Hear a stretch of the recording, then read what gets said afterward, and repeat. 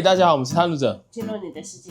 我們這一次呢，去石垣島有2種交通方式，就是坐飛機跟搭船合作。今天的影片呢，我們會用第一人稱的視角，打包台灣直飛石垣島的空港美景，還有搭乘最新渡輪8重山玩，在太平洋的日出中醒來的大航海記錄。在後面的影片呢，我們會為您奉上第一人稱的離港碼頭搭船全攻略。那看到最後的朋友呢，我們會解密一個因為渡輪開航才誕生的隱藏高 CP 值玩法，讓你可以用最低的成本呢，一路順遊宮古島、與那國島，甚至沖繩那霸。想看最完整的跳島體驗，那就務必看到最後哦。那現在就跟着我的鏡頭，一起來體驗第一人稱的空港記錄吧。要前往桃機呢，北部人通常會搭乘機捷，而南部人呢，搭乘統聯到中壢轉運站轉車會比較省錢。從台南到桃機呢，只要400多塊。因為台灣往石垣的班機呢，目前只有虎航，而且它的飛行時間很早，所以我選擇提前1天到機場住宿。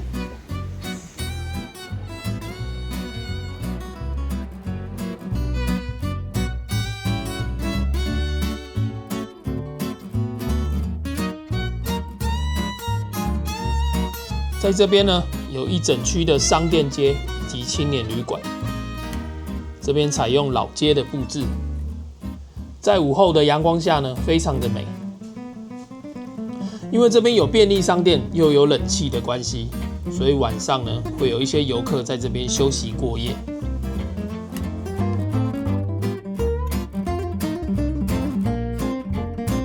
這邊有一座觀景台呢，可以觀賞飛機。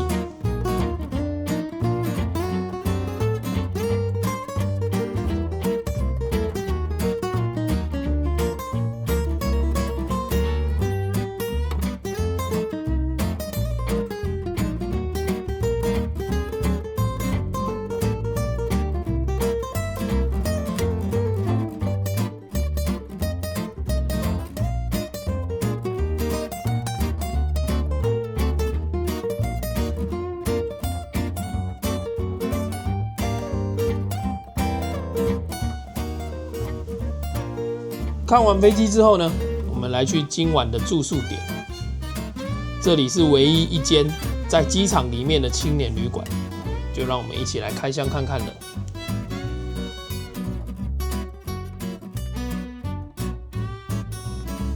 這邊是它的廁所，還有浴室。房間是像這樣子，1人1格的青年旅館。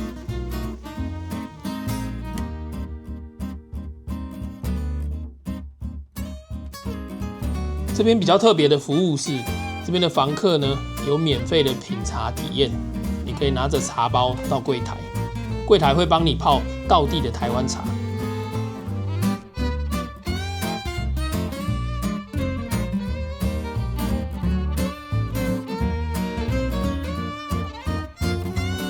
搭乘虎航去石垣島，大概凌晨4點就要準備來排行李，非常的早。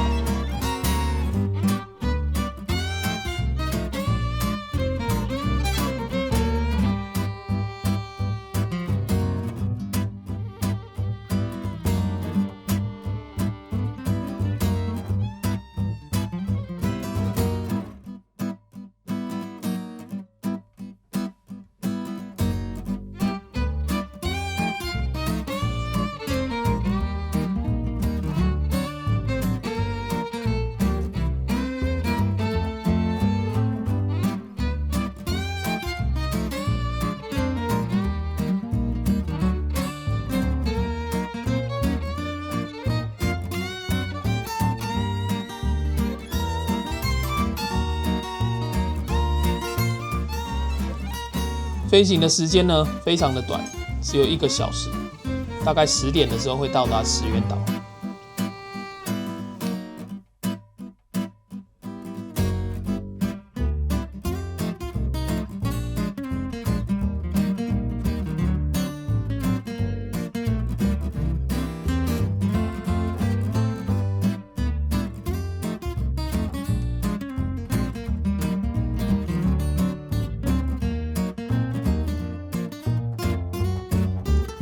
如果你在這邊呢有預約租車的話，業者會到機場對面的停車場接你，非常的方便。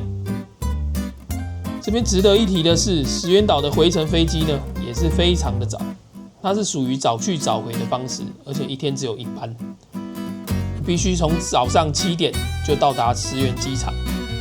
然後也因為這個時間太早了，你的車子呢必須前一天先歸還，那這前面的交通呢就必須預留好時間。接下來呢，我們將鏡頭帶到基隆港，在基隆搭乘八重山玩呢，是晚上8點的時候報到。如果有訂到15人通鋪的話呢，一個人大概是6000元。今天下午呢，因為一直下雨，又出大太陽，很幸運的看到超美、超清楚的彩虹。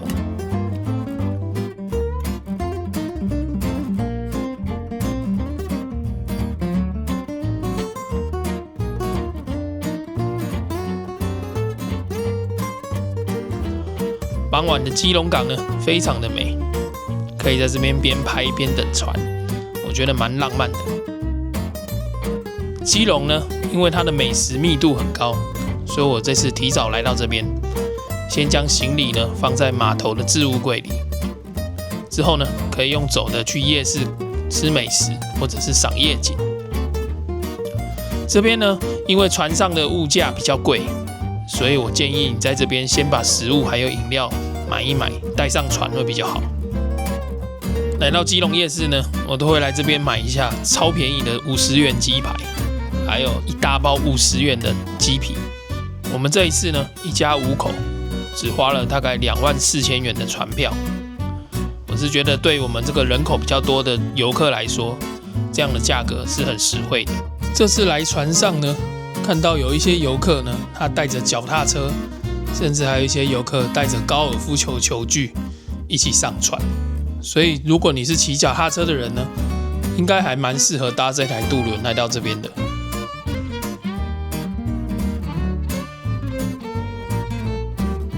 那我就來我們今天住宿的地方是15人的大通鋪看一下吧。我是覺得這邊15人的通鋪呢，會比6人的通鋪好，因為比較大間。我們門旁邊就是甲板的出口，那就可以開門出去看看。走吧。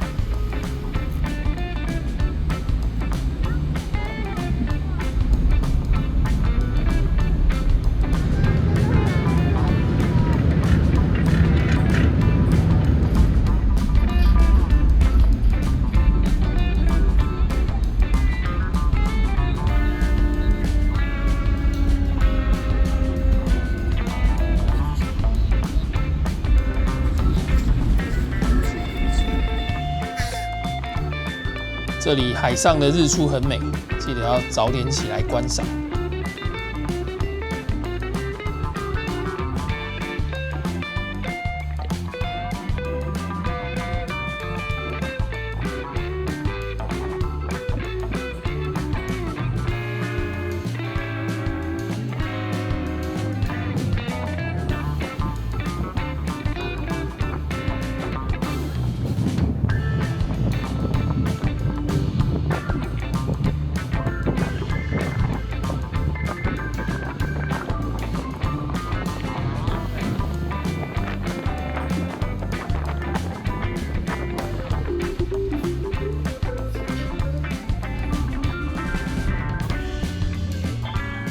船上附贈的早餐呢，是簡單的果汁，還有三明治。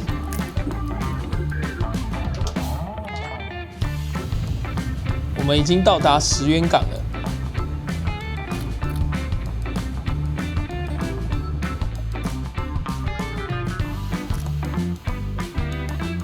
八重山丸呢，到達石垣島後，會先停在國際郵輪碼頭，而回程的時候呢，則是停在新港碼頭。你可以看到國際遊艇碼頭呢，它離這邊的離島碼頭呢，距離不遠。我走過大概10幾分鐘的走路時間就會到了。你如果要轉到機場的話，那它這邊每天都有專車可以搭。那它的專車呢，是一整天都有班次，非常方便。那你如果要搭船去離島呢，就直接進去離島碼頭，裡面就有船可以搭了。這一台船的回程時間呢，也是晚上8點，它是屬於早到晚回的行程。我是覺得搭船呢，除了便宜之外，還有行李不限重的好處。我這一次呢，搬了不少東西，只要你自己提得動呢，沒有人會管你。我們現在來到了這個地方呢，就是它的離島碼頭。如果你要去各個離島呢，就是要來這邊搭船。那我帶你們一起去看看吧。接下來我們來介紹石垣島跳島的精髓——離港碼頭了。這邊主要有2家船公司在營業，是八重山觀光以及安榮觀光。那如果你要去到裡面的坡照間島呢，只有安榮觀光它有船可以用。那2家船呢，它的班次也不太一樣，你可以自己挑選你喜歡的船。那這邊搭船非常的方便，就像台灣的客運一樣，你只要早上7點的時候來到這邊，就可以看到每天有哪些班次的船。那如果天氣不好的時候呢，它會停航，等到天氣好的時候才會繼續開航。那所以每天看氣象呢，還有早上7點來到這邊等船是非常重要的。另外在網絡上呢，也是可以提前訂票。如果你在旺季的時候要去到某些島嶼，建議先在網絡上訂票會比較保險。那在離港碼頭裡面呢，也有許多賣名產的地方，你可以在這邊吃碗麵再走。到這邊搭船的碼頭號碼呢，必須在它開船前的30分鐘你才會知道，所以建議呢，如果你有來這邊搭船的朋友，就是要提早來這邊看熒幕的號碼，避免錯過船。那離開的時候呢，也最好是提早1個小時或者半小時來到船那邊去等，因為它有時候會提早開船。那祝各位來到這邊跳島都能夠玩得愉快。那在這邊呢，也跟大家分享一個因為有八重山丸的隱藏高 CP 值玩法，就是因為八重山丸可以讓你用比較划算的價格來到石垣島，所以其實呢，你可以把石垣島直接當成你的跳島基地。在石垣港的碼頭呢，可以搭乘機場的專車到國內線的機場，你就可以輕鬆轉機。這一段國內線機票呢，對我們外國人有專屬的優惠，讓你只要花幾千元台幣呢，就可以便宜跳往宮古島、與那國島，甚至是那霸。我個人覺得呢，這樣子跑下來 ，CP 值真的高到破表。所以如果我在這邊要當背包客的方式跑呢，我就先來到石垣，在碼頭附近呢，我會找一個青年旅館住下來。那將我的大行李呢，就放在青年旅馆。那我再背着小背包，搭着國內線飛到宮古島或者與那國島住個2、3天，之後再飛回來，繼續跑石垣島的行程。我覺得這樣子整個花費起來呢，你就可以把八重山地區的島嶼，還有沖繩地區的其他島嶼都能夠逛個遍。因為像台灣現在宮古島呢，只有專屬的航班在飛，所以它的票價呢，通常都在16000到18000之間。如果用這個玩法來玩呢，就可以省很多的錢，可以走更多的地方。對啊，然後我們坐航空的話是本來就有了，但是航空的話就比較快到，比較舒服。可是我覺得航空在這個石垣島這邊，航空有一個比較不好的地方，因為它航空雖然到石垣島很早，就是8點到，但是它回去也是要很早回去，就早到早回啊。对，所以你的第2天在轉車的過程，我覺得比較麻煩。對啊，那船的話是早到晚回，它時間比較漂亮。但是你如果說希望在石垣島時間比較長，我覺得還是可以。你把那個船就是搭這一班，然後你在下一個禮拜的那一班，你就把時間延長就好。然後我覺得早到晚回這個算是不錯了。不過你很怕吐的那種，就不太建議。對，然後對，然後這邊的離港碼頭非常方便，就像你在坐那個統聯客運或者什麼客運這樣，就是它船班是蠻多的。然後你船班它有2家主要的公司，就是安榮觀光跟八重山觀光，這2家都可以買。對啊，只是說像比較遠的島，像波照間島，就只有安榮觀光它有開。對，除了這個之外，那還有天氣因素。那有時候比較遠的島，如果天氣不好，它就直接給你欠航，就是停開，然後你有買船票就給你取消。對，然後如果是這種天氣不好狀態下，你要來的話，就是每天早上7點就到碼頭報到。然後他7點半開門的時候，你就問他今天有沒有開，通常有開就有開啊。有的島比較風險比較大，像波照間那種，有可能就是你去了，然後你回不來了，就回來他就給你欠。這風險要考慮，就大概是這樣子。那如果你想要跳島的話，我覺得最好跳的就是主副島，因為主副島只要15分鐘來回，超快就到了。比較漂亮的島，讓你覺得很舒服的島，我覺得波照間非常棒。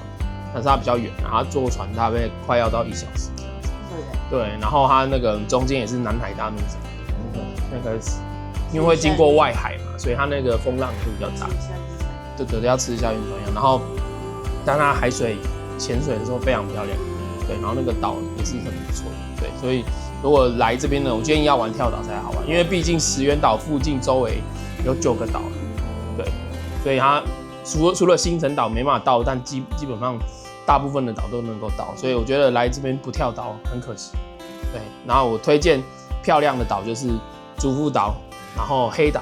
黑島就是一堆牛，你要看牛，什麼牛都有，就是那邊牛真的都是說，在石垣這個附近，每個島都有牛啦，每個島都有牛，每個島都有羊，每個島都有孔雀，對，這些東西都有。然後再來就是西表島，西表島它的面積其實比石垣島本身還要大，對，但是西表島要怎麼玩，至少要拍個2天3天，因為它很多行程都是那種特殊的，就是那種什麼要預約的那種，然後什麼爬那個泛舟啊，爬山去上面看瀑布啊，然後潛水啊什麼的，有時候都花1天就可以。